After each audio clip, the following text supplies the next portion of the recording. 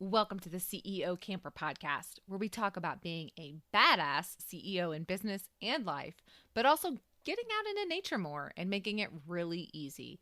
I'm your host, Jessica Ryder, a 14-year veteran of camping and have 16 years of business driving teams and companies to purposeful growth under my belt. I am here to help you get out into nature, reset yourself so you can continue to be that badass CEO. So let's dive in to the CEO Camper podcast. Today, I want to share an interview with you that I did a couple months back in early 2021 with a business leader here in St. Louis. He lives, probably about an hour outside of the city, but he is very, very well known in his community. He actually owns like half of the town. Started out as a very prominent businessman, owns properties, owns buildings, owns different businesses. But he really, early on in his career, traveled around the country for his primary business and did all of it in an RV, did all of his business in an RV. He grew up camping, knew a lot about it, and is now launching an entirely new franchise that's honestly never been done before. It's all technology based campgrounds within like city limits. So for instance, if you travel to St. Louis, like these campgrounds will be right on the outskirts, and they are specifically designed for people that are passing through and not people that are like looking to escape or whatever. So this is an entirely different concept to camping, but it is for people like if you're headed out west, right, and you need to stay overnight. A lot of people will stay at like Walmart parking lots or Cracker Barrel parking lots or things like that. Well, those places aren't letting you stay there very much anymore. So Jim has created these RV self parks. They're all digital. You pull in and there's the spot has the ability to read when you're there, when you're not there. There's not a gate attendant or anything on site. You literally, it's all digital. So I interviewed him in early 2021, and I wanted to share that interview with you guys here because this is a prime example of a prominent businessman running multiple businesses who still gets out and camps and travels to his business meetings in his camper. He actually has a motor home that he travels around with, and so I wanted to share his story. So I hope you all enjoy this. All right, I will hit record. Hey guys, Jessica here with Pull Through Sites, and I'm sitting here with Jim Turntine, and I actually know Jim personally, but he also has like an amazing concept that hit right on the cusp of everything that happened in 2020 to campgrounds. So I'm going to let Jim talk about what he's doing with campgrounds and kind of this new innovative thing. Okay, thank you. I appreciate the interest in what we're doing. RV Self Park opened up January 1st. We opened it. We called it a soft opening because we were still developing the concept and perfecting. And actually, we're still perfecting. COVID has really slowed down the process this year. Parts and things, getting parts, getting things tested, all of that's just slowed down. Everybody's the whole world's been a mess. But anyway, RV Self Park is America's first fully automated RV parking facility. I tell folks we're not a campground. We are a parking facility for the RV travelers.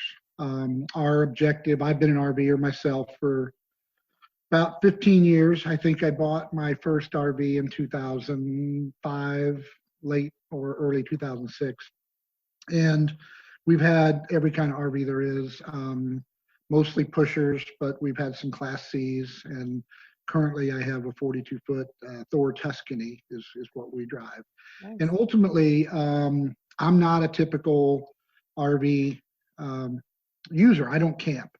I mean, not per se. I don't travel 40, 50, or 80 miles and go to a campground. My entire time I've had RVs, I've used them for business or family trips, what have you. We will camp when we get somewhere, but we don't. Usually we're traveling hundreds of miles. And my business and just my lifestyle, we always find ourselves, we don't know when we're leaving. We don't know We might know we're going somewhere and kind of have the idea of what day it is, but in my experience, it was always just a convenience of having the RV is why I wanted the RV, so I could pick up and go when the opportunity arose for me and my family. So I was always in the struggle of finding a site. You know, we might leave 2 o'clock in the afternoon, drive 300 or 400 miles, and then look for a site that night. And we've stayed in campgrounds all over the country, you know, throughout the last 15 years. My thought had always been that somebody needed to build something, you know, close to the interstate, close to services, because I want fuel. I want to wash my windshield, certainly in the summer, every night, or in the morning before I take off again. So I wanted somewhere at night where I can plug in. I don't like boondocking, as they call it. I've never been comfortable. I don't like sleeping with the generator running. I do not like parking in a Walmart or a Flying J or what have you. I've done all those things because sometimes you just have no choice. So, you know, generally speaking, I like to plug in. I like to know that where I'm at tonight, I'm not going to have a problem, relatively safe, but close to services. And anybody that travels much in RVs knows that you don't often have that where you want it. And we may never have it right where we want it, but ultimately the concept of RV self-park is that we will be able to buy higher valued real estate, if you will, that's closer to more modern communities. And I always tell folks, like, where the newest hotel that you know is, they don't build them 10 miles off the highway down by a river where the campgrounds, you know, typically are going to be, or by a lake or a park or what have you. So we want to try to fill that void that exists near the cities. I tell people generally in all four corners of every major city, I think if we have an RV self-park someday, they will be used and they will be profitable, because instead of having a staff of, you know, 10 employees that are there to check you in and guide you to the site and help you plug in and all that stuff, we're automating every part of the process.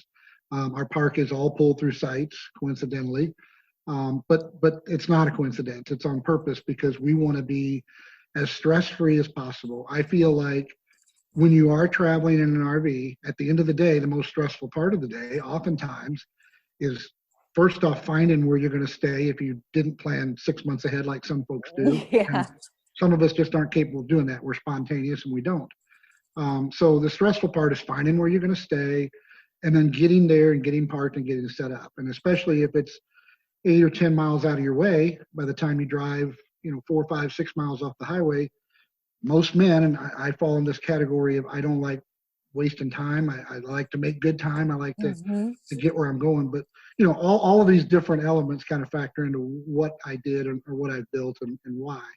Ultimately, I want to be on my way as quick as I can tomorrow to get wherever the heck it is I'm going. Yeah. And so, you know, we want to build close to the other services, and like I said, in near the cities where you'll have better restaurants, you'll have, you know, stores, all those things where, you know, or you have people visiting people in those cities. There's a lot of reasons to need these types of facilities besides just the RV traveler.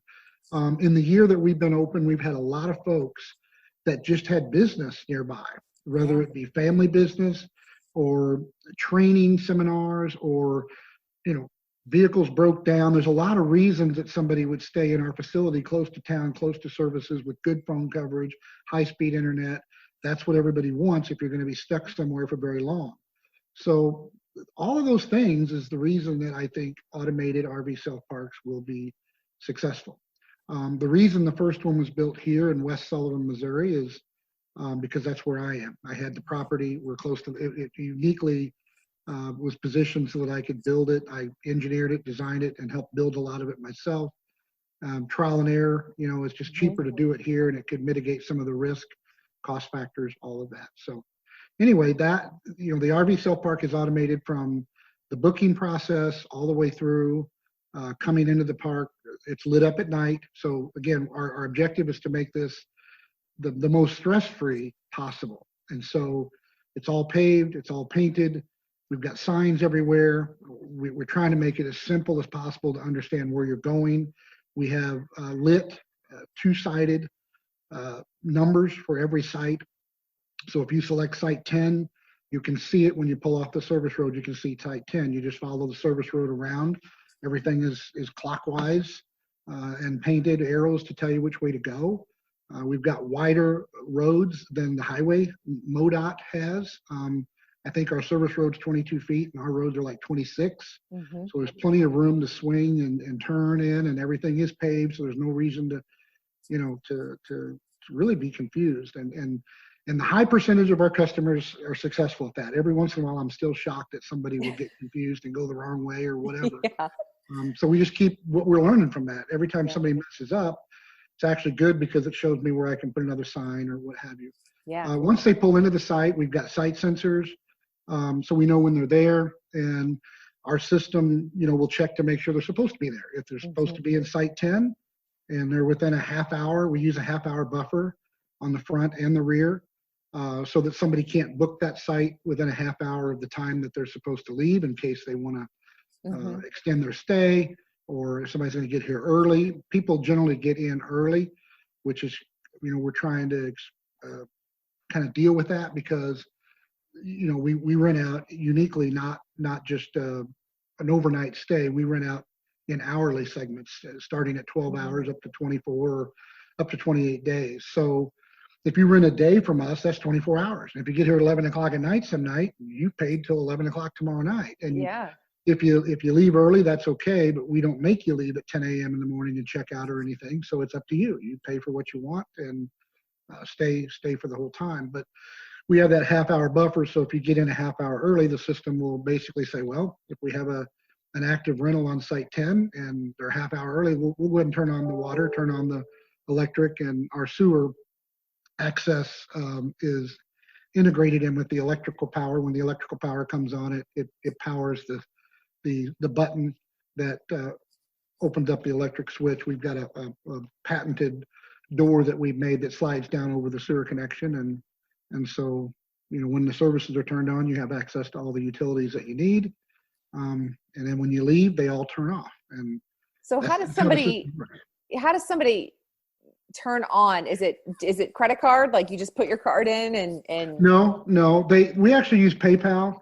Okay. Most people have PayPal. Every once in a while, we'll get a phone call from some, usually older couples maybe that never had a PayPal account. And we have staff that monitor our phones 24 hours a day. So if somebody calls, if they get to our website and they can't navigate the PayPal function, they'll call and we'll actually walk them through it. We'll help them. We don't take credit cards. We don't want to have any of that exposure, liability, whatever, Sure. for having credit cards on record.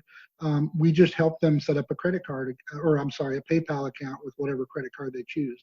So they go to our website and it's really simple. You pick there's a map and you can pick the site that you want. We've got 3 different styles of sites. We have what we call a premium and a deluxe, and then we have our standards. Most of our sites are standards. And we didn't open up with 3 different types of sites. We actually learned this through the spring of this year that some people just want extras, and so they wanted a picnic table. Some people wanted to stay for a couple days, so we added picnic tables to some of the sites and called them the deluxe and charge a few more dollars to offset the cost of maintaining and replacing picnic tables every so often. Mm-hmm. And then we added a couple of premium sites which have a pretty big shelter and a little bit bigger picnic table. And then we paved all of the area under it. So, you're always either in grass or on pavement. You're not going to be in the mud, that kind of thing.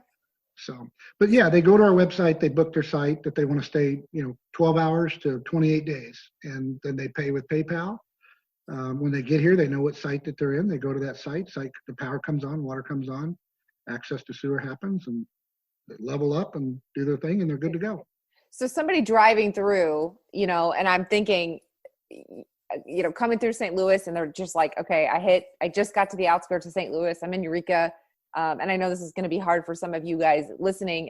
You don't know reference, but he's a good, hour and a half, maybe from downtown St. Louis.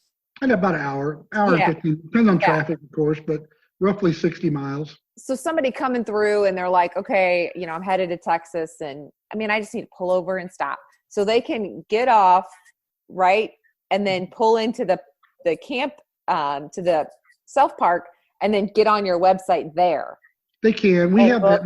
Yeah, that's a great question. We actually built short-term parking So Okay. when you pull in, we guide them. There's lit signs again, so if they pull in at night. Although the whole park is lit up. It's about 2.5 acres, and we've got um, really nice, basically parking lot style lighting, LED lighting. So Mhm. you're not out fumbling around in the dark. And there's, again, it's all painted, so you're on asphalt, and there's signs saying short-term parking, so they can pull in right there, and then get on your phone or iPad, and you can book the site right there and pick one. Okay. Most people don't do that. Most of the people that we have, I would say in the 90 plus percentile, if not high 90s, they booked that site, that day, 300 or 400 miles out, Okay. or weeks ago. We get quite a few, you know, booking, a week, 2 weeks ahead of time. Yeah. But I would say most of our people book the day of Okay. so far. Now again, a lot of folks didn't know we're here. So a lot of our customers, since I've been able to start talking to people earlier in the year, we couldn't talk to anybody. But after July, August, somewhere in there, we were able to start kind of interacting with people a little bit again. And most of the people that I had in there in the park that I talked to would say, we were going to Texas, we were going to Arkansas, we were going to wherever they were going. And we saw it on the way by. We saw it when we were headed out west, or we saw it when we headed whichever direction they're going. Sure. And they said, well, when we come back, that's perfect. We're gonna stay there. And a lot of the folks, I've had people from Indiana and Michigan and different ones, that we make this trip twice a year. We've got grandkids in Oklahoma, and we've got grandkids in Arizona, wherever. And now that we know this is here, we'll time our trip, because this is the kind of place that they're traveling. They're not camping. They're just looking for a place to plug in and be safe, and have dinner and get up and go again tomorrow. So Yeah. that's what we expect to be our customer base, is the return visitors. And we've already had a high percentage, and I've got a software program that we've developed that I can kind of see, but every month I see a higher number of return guests. So they were here earlier in the year, and they're already using this as their kind of base trip plan, if you will. Yeah. So We had some friends that we met online come through St. Louis, and they'd gone out to Colorado. They were coming back. They live in Ohio. And she'd asked me, because she's on 70, and she's like, where should we stay? And I'm like, she's like, what about this downtown? I was like, oh, no. Don't stay in the downtown St. Louis RV park, And so she ended up finding something over in Illinois, and we met them for dinner, and she showed me pictures, and she's like, I don't think this is an actual campground. And I was like, see, if you were like on 44, like it was just so kind of awkward to get them to you guys. Yeah, we would have been out of the way for them for sure. But the concept for what you have is truly, there's so many full-time campers that are just like, well, those folks, like if we had this at Wentzville, it would have been perfect for them. Yeah. Wentzville is a perfect example of where I plan to build these. Arnold is another good example of where. So you're on the outskirts of the city. If you're heading east, you kind of want to get over to Illinois before you stop for the night. Sure. Because you don't want to get up in the morning and deal with all the St. Louis traffic. So that's why I say really we could have these on all four corners of every major city, because there's somebody headed west, that wants to get on the west side of the city tonight. They would want to stop at Wentzville area, because you've got, Texas Roadhouse and Walmart and Target and you name it, every restaurant, you could think of, fast food and all of that stuff. So if you're stopping for the night, there's a pancake house there, a Waffle House, whatever you want tomorrow morning. There's a Cracker Barrel there, everything you want. That's where I think, we will go. We will go to those types of suburbs, if you will, and be a half mile to a mile off of the interchange is kind of what I think. But so you can get kind of away from the noise. There's always going to be more noise at an exit ramp, But that's what we think we're going to be doing. We've had a lot of inquiries for franchise options, and we're working on that. We've got lawyers working on the franchise agreements, and we're still working on all of our patents, and we're still perfecting things. I'll be honest. I'm on my third site sensor. The first one worked good, but it didn't work perfectly. It would fail. It would fail when it rained. It would fail when it had the sun shining just the wrong direction and things like that. And we're actually adding another level of sensor redundancy, if you will. What I found out was the easy part was turning on the power and turning on the water and the sewer when they got there. The hard part, believe it or not, in the whole automation is the back end when they leave for sure. How do you know for sure they're gone? And so what we've learned is we needed a second type of sensor, like a second level of redundancy in the determination process. So we're adding a sensor on our electric side. So we'll have a site sensor, and we could add more site sensors, but no matter what you do, somebody could park oddly, somebody could leave for, maybe they parked and they had the site sensor blocked, but then they decided to run to Walmart with the pickup truck, because 80% of RVs are camper truck combinations. Yes. So there's always a fear that, well, if we think they're gone and they're not gone, and we automatically turn off the services, we don't want to do that. We just don't want that to happen. So as we've worked through the trial and error of testing all the different things that we've done, we've made the decision that we're adding a second sensor on the electric side, so that we know when they're plugged in, you're going to draw some power no matter what. Right. And so if the site sensor says they're gone, and then the electric says that they're not pulling any electric anymore for a certain amount of time, then we can automate the back end of this inventory control, for lack of a better description, to know for sure that a site's empty, put it back into inventory for somebody else to rent it. Very cool.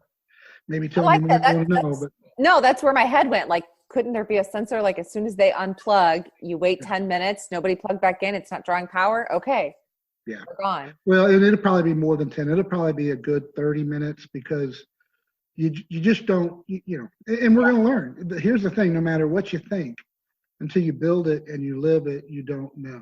Right. And I'll be the first one to say, there were certain things that I was just really sure about, but I found, nope, that didn't work, or somebody did something I didn't expect. So it's interesting. It's fascinating, actually, to watch. And like I watch where are people from. It's kind of interesting to look at that. When they register with us, we gather up all this information. How they find out about how do they get here. So it's fascinating. It's interesting, and it's also sometimes frustrating when something's not working. But it's just part of the process when you're inventing something, for lack of a better description of what we're doing. Yeah. But that's why we're here. That's why the prototype is here. I live a half mile away. Yeah. Less than that. So, and we've got, I don't know if I mentioned this, but we have 14 PTZ cameras all around the park. So every square inch of the park is monitored 24 hours a day. And we give access to those cameras. Two things. We have them on display. We have a window in our control building there with a big television screen, and all of the camera feeds are fed to that monitor. So it lets the folks know, if they didn't realize it already, it lets them know. We've got signs all around saying, security cameras are in use. It lets the bad guys know that security cameras are in use. And having the monitor in the window lets everybody know that we ain't kidding, they're there. Right. But we give all of our guests a link when they register to the cameras, so they can actually turn them on inside their RV, and they can look at them on the phone. If they run to eat dinner, they can take a look and see their RV is fine. It's sitting there, nobody's bothering it, that sort of thing. You have really thought of almost everything. Do you feel like that? Yeah, I think so. I mean, we're serious about it. I've invested quite a bit of money and time and effort. I'm certain that, I know right now we've had a lot of guests. We even with COVID, and people aren't traveling. I know that the RV industry is booming, right? But people really aren't traveling, I don't think, as much as they would in prior years. I know that a lot of RVs have been bought, and people are camping and are getting the heck out of the cabin fever of home to go somewhere. But I think less travel is actually happening because of COVID still than it would be in a normal year. So, and we've still done very well. We're absolutely tickled with the amount of traffic that we've seen, and the customers that we've had, the number of guests that have told us and actually came back already. So, there's a certain tipping point when we have a certain number of guests, how many that might be, if it's 2,000 or whatever it might be, that are going to be regular return cyclical guests, that will be full, we'll be full in no time. Yeah. Now, right now, this time of year, we don't have much going on. Didn't know what to expect, but with Sure. COVID and the election that had everybody rattled, and still a lot of folks Yeah. are rattled. So, No, I think you brought up a really good point. I've talked to a couple of campgrounds, and what they saw was, one specifically is in Williamsburg, Virginia, and near Busch Gardens. So they usually attracted in a lot of out-of-state travel because they have all the attractions around the campground. And he said, we didn't see that. What we saw was everybody from Virginia now coming in. And I had a call just earlier before this too with a campground in Maine. And she said the same thing, where we usually attract all the outsiders. We didn't. We attracted everybody from Maine. Right. And so that's, for you, I could see that being a challenge, as in like people aren't going interstate travel. And here in Missouri, we have tons of campgrounds that people go to if they want to camp. But for you, I also heard this earlier in the year, and I don't know if you know this, that a lot more of the Crackle Barrels and the Walmarts and things like that are no longer allowing. Yeah, you keep hearing more and more of that. I think there's just a lot of things happening at once right now. And I've had a lot of interviews like this, and different people asking questions, and potential partners that want to get involved, and they'll ask me things like, I can't really tell you that I know this is, this business, it's 10 months old, 11 months old, whatever it is now. Right. In a year that's been like no other year in history. So I can't tell you, I can't tell you, I can't judge really anything, except that we were full many nights in October, and we were full many nights in September. And it, strangely enough, I mean, everybody that we talk to now, people, well, I shouldn't say that. Some people are pretty damn honest. If they don't like what you're doing, they're going to tell you. Everybody I've talked to, everybody that stayed, our reviews are all good.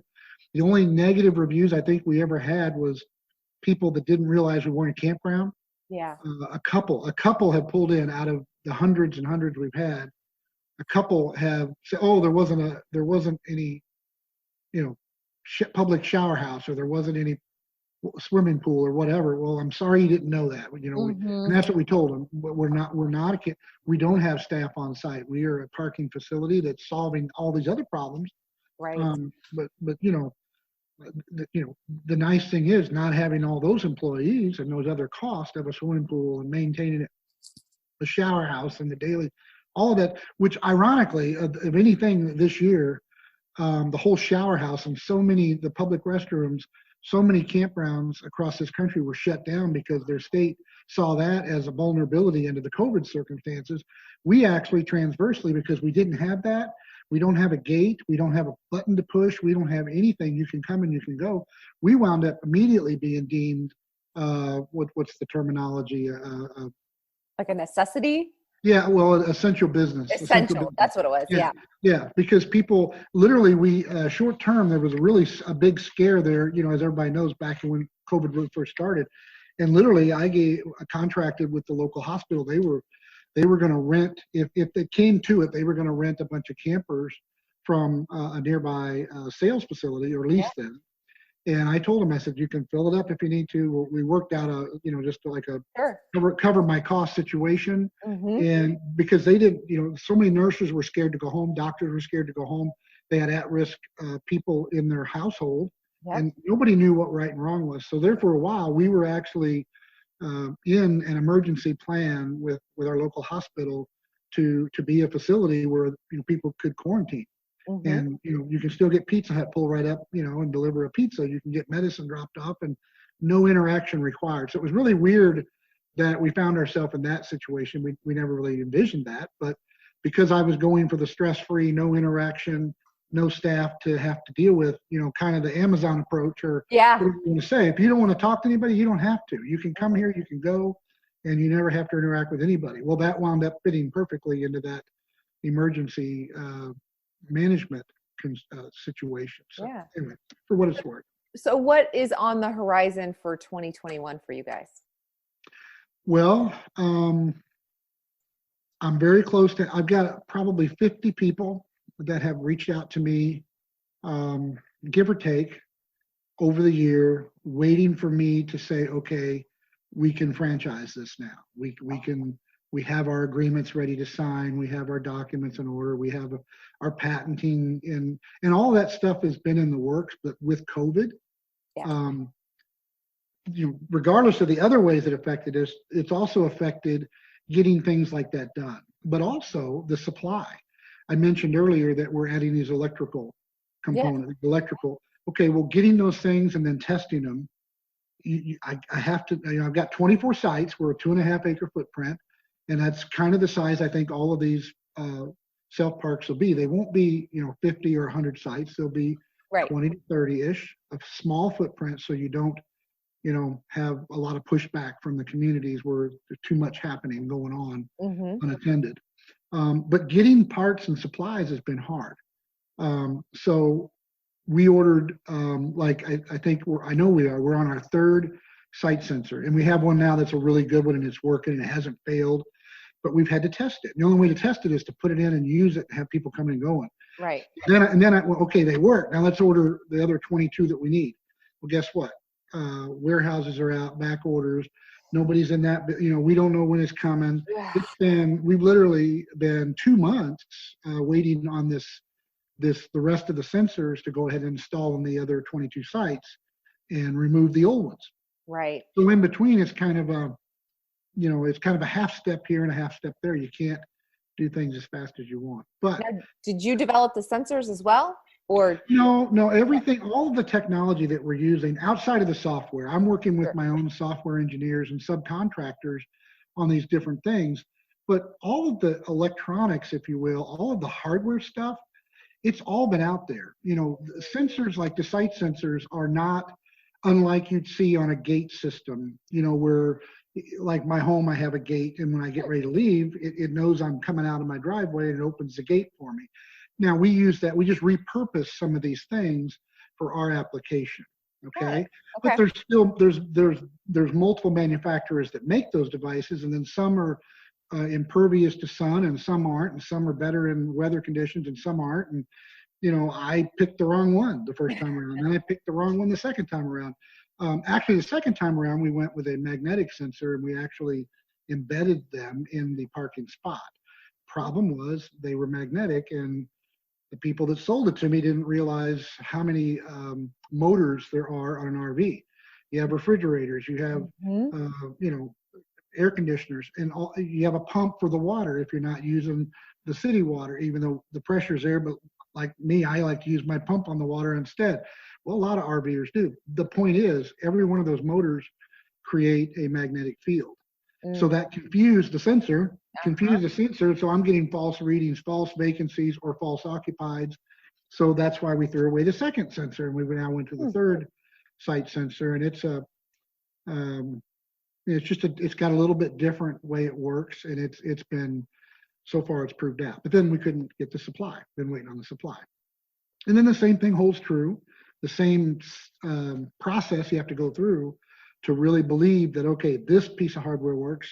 Now we're doing the same thing on the electrical side to make sure that, okay, we can get a signal that there's no power being pulled, but now we have to communicate. It's all done with Wi-Fi. So we have, if you will, another device integrated in with that piece of hardware to then tell me over the internet, so that my software program will say, okay, somebody's site 10 is now empty.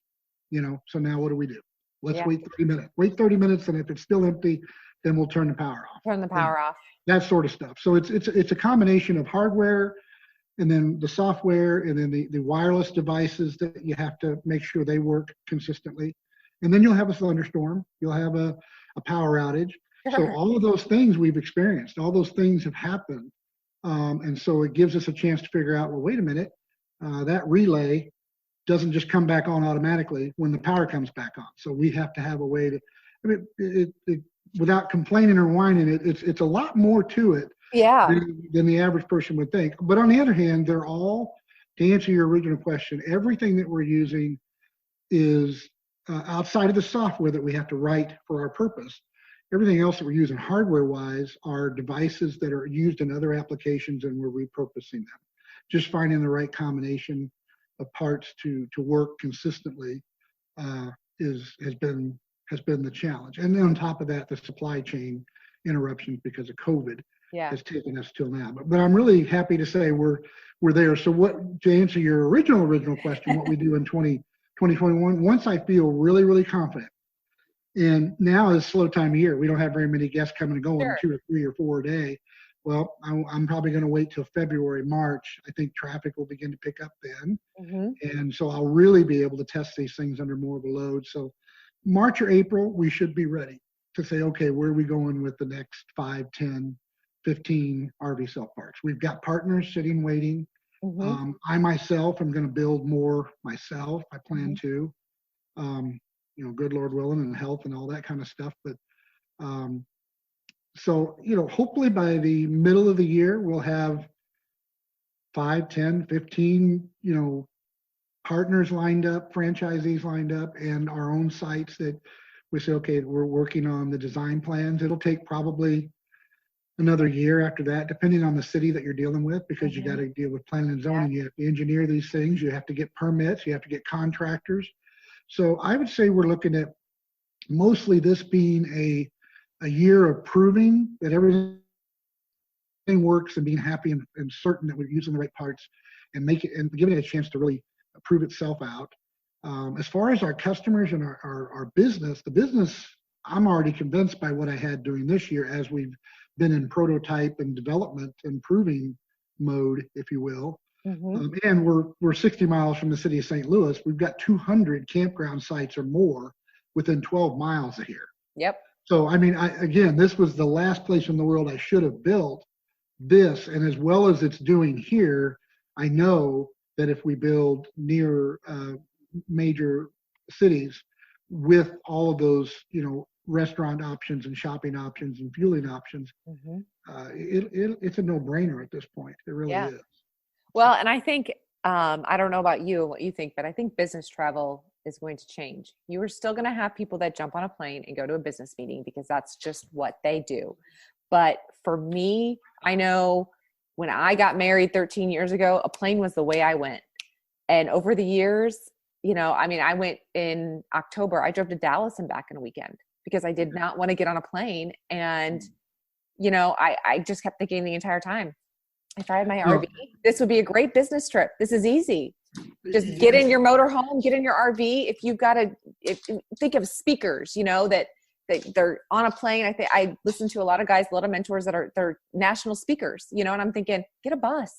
Stay at a place like this. You're absolutely right. I've met them. I've already had folks in here, and it's weird how many I've met. It was their first night. Yeah. Literally, they came here and it was their first night. Now, what's the odds of that? I think, but it's been very high. And I'm not talking high roller, high dollar type professionals. I met a young couple 2 weeks ago on a Saturday, first night out it was a camper being pulled behind a pickup truck. And the young man was an accountant. And he worked for a firm in California, believe it or not, but he's going to work full time and they're going to live in this camper, and that's what he does. So it's happening. Now, I'm not saying accountants are not high dollar people. I don't mean that. I'm just saying a lot of job categories, a lot of people are going to be, I've already seen it. There's a lot of folks. I met another lady that had retired early. She was in the military. And she just retired, and her husband, they talked about it, and the whole COVID thing would just push them over the edge. They said, we're done. We sold our house, we sold everything, and we bought, it was a pretty nice Class A they were in. And she had a consulting job already, but this is where they were going to live. Yeah. And she's working doing her job out of that Class A today. Yeah. So no, you're right. There's a lot of people. We have a lot of traveling nurses. I've had those kind of folks in here. That is a big profession that they travel and they stay in RVs. Well, do they want to be 12 miles out of town, or do they want to be 20, I'm talking, I think it's maybe 2 miles from here to the hospital. Right. So you're 3 minutes, to work. And they do that. And literally we've had a couple of those traveling nurses already stay with us. But there's so many things that happens. sad to say, I had a family here for 10 days last summer. Mom was on hospice. The mother was on hospice. Well, they wanted to be here with the whole family and their dogs and their pets, Yep. but they wanted to be 2 minutes from mom. And they were here for 10 days and were able to be near her, but not kind of on top of her and her dad, their father, you know. So there's all sorts of things like that that happen that you don't really think about how much that happens. And being right on the edge of the town, 2 minutes from everything is what people, more and more people want. Yeah. More people need. It's not the camping, it's using the RVs for all of these other types of uses that you can't do right now because you got to go rent a hotel. And that's another thing. A lot of people don't want to stay in a hotel right now, just as much as they don't want to fly. Right. So I think, if we'd already had 100 of these things built, they would be full. But, it takes time. Takes time. Well, and I think that's a good, two things that I thought of there. One, this takes crazy Uncle Eddie in the driveway to a whole nother level because now he can go stay at the RV park over here and we don't have to worry about that. But I also think that, we went to a funeral a couple years back and now it was on Clearwater Lake. And so we stayed at a campground and that was fine. But think of those things that, hey, everybody's everywhere across the US right now. As far as living, nobody stayed next to mom and dad or, everything else. So you got to fly in for the funeral or whatever. And now you got to stay 5 or 6 days because now you got to help clean out the house and I know this is morbid to think about it, but those are the things that go through my head is like, this opens up a whole new window for, look, I don't need to pay for the lake view and all this kind of stuff. That's not what I'm here for. I'm here because I got to take care of business. I'm here for 5 days and I'm close to everything. I can get a pizza delivered, like you said. No, you're 100% right. And that's why I feel so strongly that all the things that we're talking about, but you also have, in a normal year, you have weddings. In a normal year, you have fairs. In a normal year, you have ball tournaments. You have sporting events. You have family reunions. You have college reunions. You have company picnics. You name it, where somebody comes to town and stays in a hotel. Yeah. And all over the country right now, you can look into the studies. They're out there. Drive around any city, look at the storage lots and how many RVs are sitting. Yeah. And people can't use them because, well, we use them for camp. But if I have to go on a business trip to Dallas, even if I want to drive and I don't want to fly, probably can't find a campground anywhere near Dallas where your business is, or the family reunion, or that ball tournament, or whatever. Right. So being near the towns, and I've said this along the way too to different folks, basically any town that has 4 or 5 hotels in it could support an RV sale park at that exit. Because, people are traveling to that town to do whatever they're staying in the hotel for. And a certain percentage have their own room and bed and shower and everything. They just don't have anywhere to park it.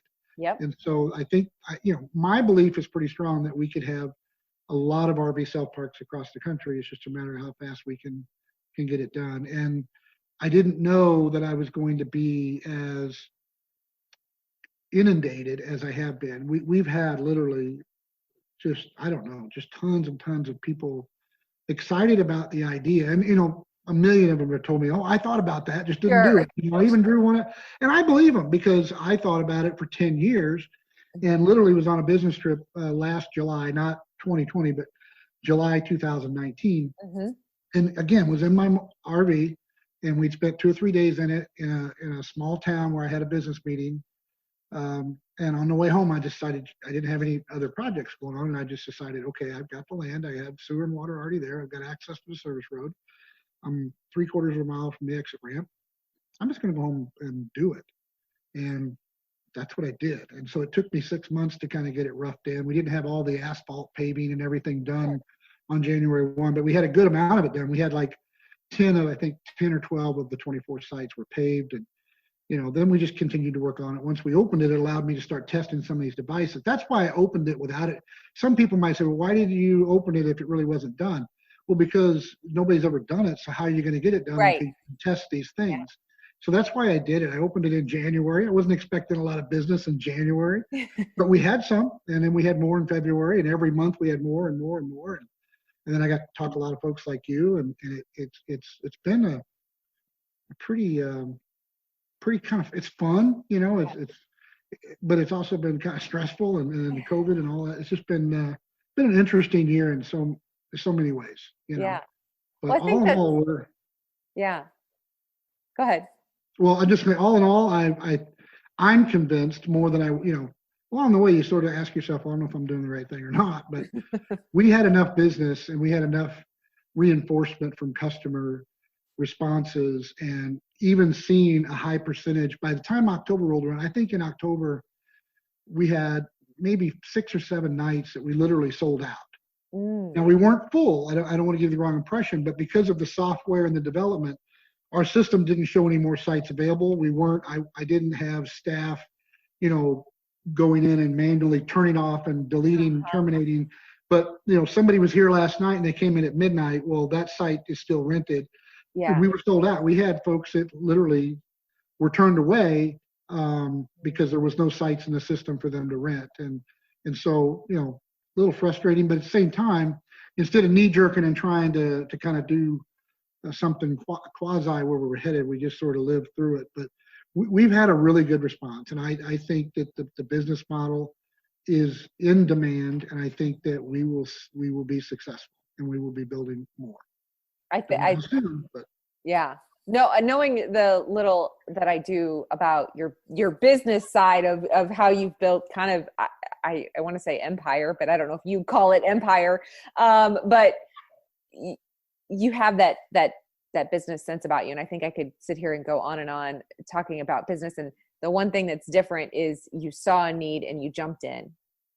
You thought about it for 10 years, but, and sure, maybe a million other people have, but you're the one that took action.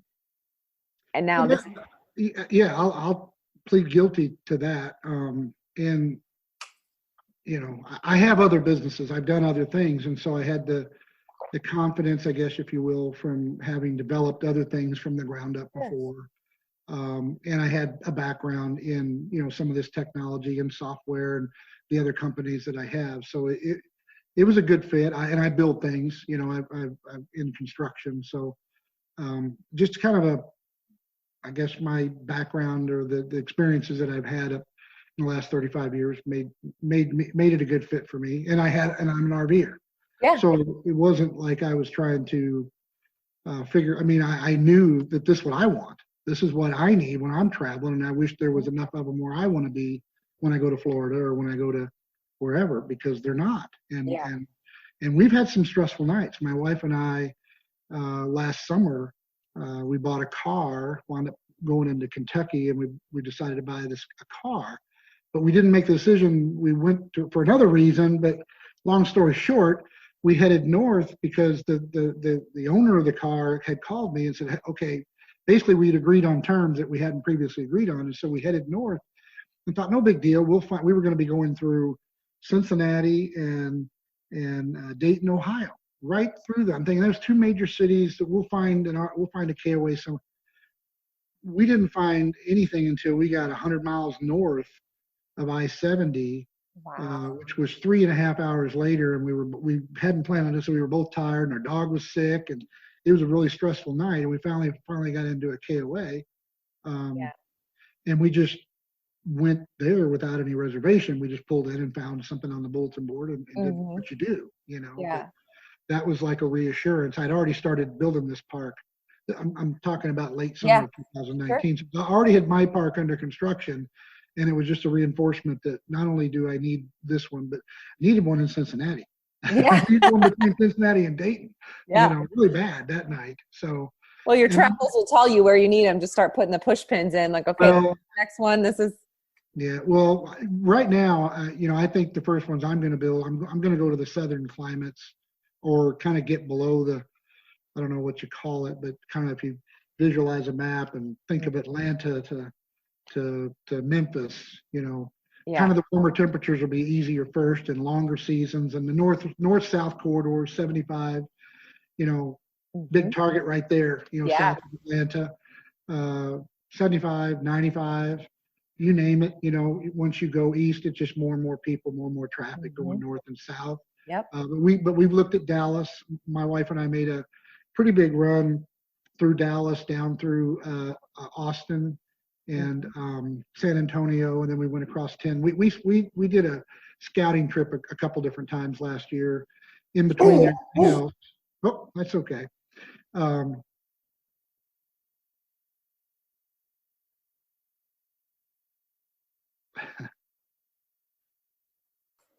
Sorry. That's all right. That's okay. Don't worry about it.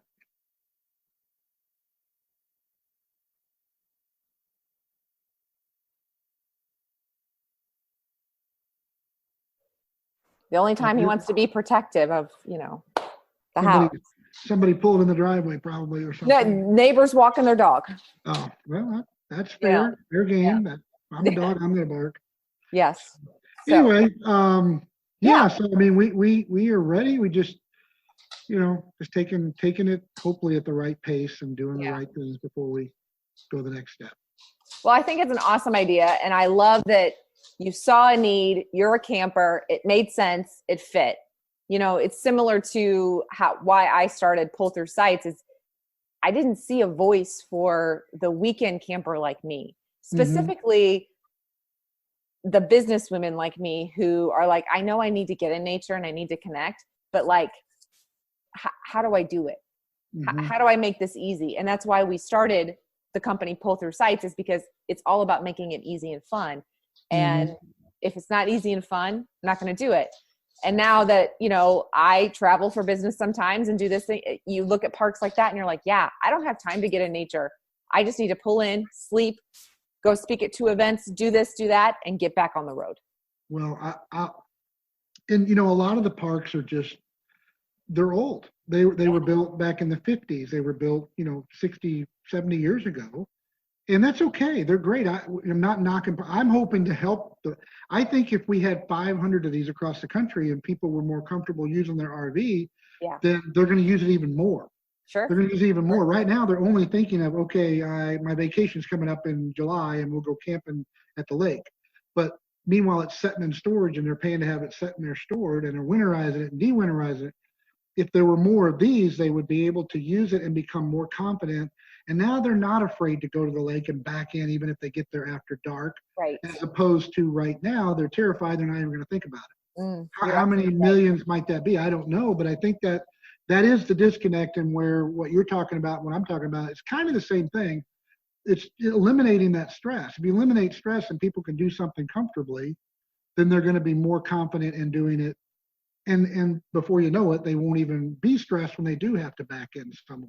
Well, and I look at your park. I was actually talking to someone earlier, and I said, I look at your park as the ultimate place for somebody that's new to go book 24 hours. Don't go book a weekend. Don't go worry about all the stuff that you have to do in a weekend at a park. Go book 24 hours at Jim's RV Self Park here and figure it out. Pull in. You're scared, you're worried, whatever. There's nobody to like watch you. Well, I mean, there's other campers there, but like, just go. But we're kind of watching them. We got cameras. Sure, you got cameras. We actually do, but not But there's no judgment. But we sort of watch. Yeah, there's no judgment. Just go and like pull in, get your stuff out. Everything it'll work out the way it's supposed to, and get comfortable. Yep, we had a man in a brand new Tiffin. And this was during the summer. Twice he came, and he's actually the father of a very famous ball player.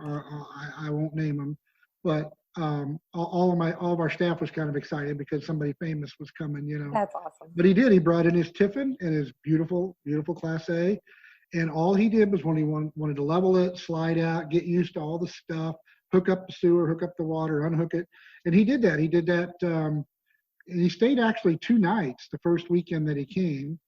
And I think it was about a month later.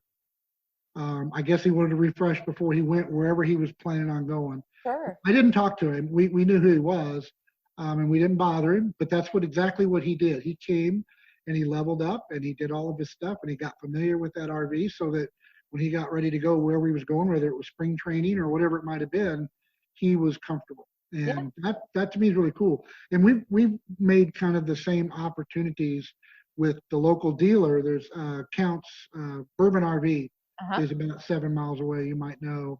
And we've had several of their guests, and we just tell them, look, we'll give them a free night. They've been really kind to us. They helped us with some photo ops and stuff when we first Sure, got open. And so I said, look, you sure. guys, you have anybody buy a new camper that's a little worried? I mean, so what? A little bit of electric. We've got the room. We're not selling out every night. Tell them, give us a call. We'll give them a free night. So we've done that for, I don't know, maybe a dozen people or something over the course of the year. But And you're that's right. This is, they're pulling in, they're on pavement. They're not out in the dirt and the mud. And, Mhm. everything just works better when it's clean and dry. And, you're not standing in a mud puddle trying to figure out how to run your leveler down or Yeah, whatever, all of that. So, and it's lit up. So if it's nighttime, you're not in the dark. All those things kind of lets you focus on what you're trying to learn instead of, right. being under a tree or backing in under a, try to miss that limb or, whatever. And again, I'm not bad mouthing campgrounds, but you're right. I think this is a really good place for people to come and get acclimated to their RV. And we've Yeah. had a lot of them do it. We've And had a lot. I think that's great. The thing I think about too is you're so close to town. You probably have good cell service. And if you're out there and you're trying to figure out how to do something and you can't figure it out, you can pull up YouTube very easily and you can see what you have to do. You're not in the middle of nowhere and you're like, I don't have good cell service. I can't figure this out. There's nobody around. What I'm That's stuck.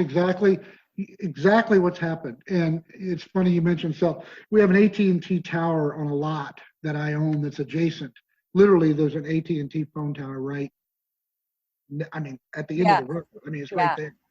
there. And we provide high-speed internet. We've got, Oh, okay. I forget what it is, but my local guy that we get our internet service from, I said I want people to be able to, if they got 3 kids and they all want to stream their own show on their iPad, you can have 3 Netflixes or whatever going on. We have that much. We've got plenty of internet, so it Good. doesn't matter. And we've had a lot of guests leave nice comments about that internet, but that's what people want today. Well, They and don't. especially if They they're don't. working. Exactly. You're right. People that are working and doing Zoom meetings and things like that all the time. And so, yeah, you're right. You're right. Well, this is awesome. I don't want to take up too much of your time. I know you're busy and you got probably other things going on, but I really appreciate you taking all this time with me and talking about this because I think this is a great concept. Travel has changed this year. Family outings have changed this year. And if we can get people across the country in an RV and get them stopping at places like you've got where they feel safe and comfortable, I think that's awesome. Well, I appreciate your interest, and all the reinforcement's always good. So Yeah. thank you. Appreciate your Thank time. Appreciate you inviting me. Yep. Thank you for listening today. As you can tell, I am pretty passionate about business, camping, and balancing them both in my daily life. If you want to connect with me more, I included all the links in the show notes, including my camping brand, Pull Through Sites, my personal pages, and also a really quick questionnaire to figure out how I can help customize your camping experience. I appreciate you, and I hope you got something out of the show today. If you did, please share this with someone else who needs to hear it. And leave a review. If you leave a review, I'll send you a free copy of my book, How Camping Saved My Life: The Journey from Hospital Bed to Nature. Thanks again. Talk soon.